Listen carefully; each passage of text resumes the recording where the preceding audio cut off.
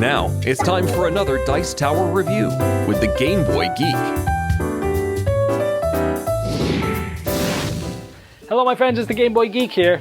Today we're going to look at a zany, crazy party game called Double Take from R&R Games, where it's sort of like charades, except there's two people doing the charades, and they together are making one item that everyone else is trying to guess. So you're watching both of them and trying to make sense of these crazy people. It takes about 45 minutes. It's 3 or more players, ages 12 and up. And let's take a look. And I'm actually going to make a complete fool of myself on this video, showing you what someone might do when they're trying to act out these crazy clues. Let's take a look.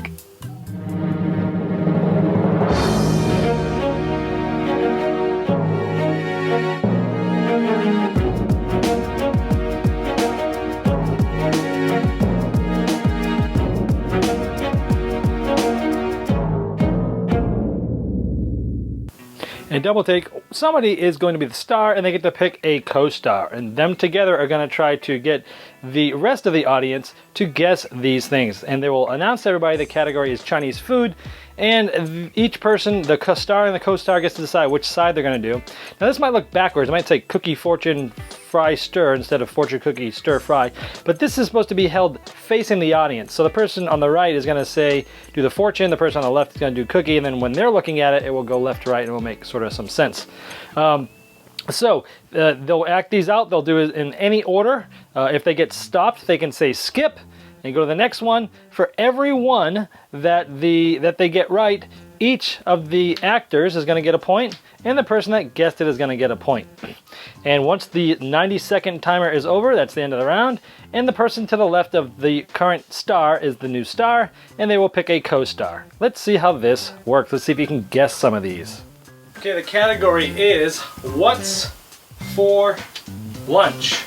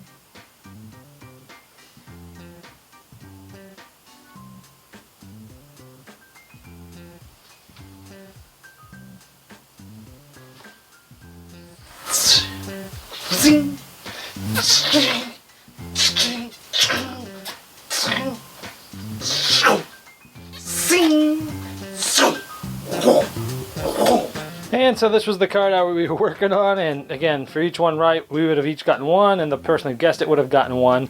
At the end of the round, essentially, we would have this scoreboard where we put the players' names and how many points they have, so we can turn those tokens in. And then the game ends when a certain amount of these cards, so you give this card to whoever the co-star was, and that helps it so that no one gets chosen too much. So basically, everyone will be the co-star once before someone is a co-star for the second time. And then, essentially, at the end of the game, depending on how many players are playing, with 6 or more players, the game ends when there's 2 of these cards.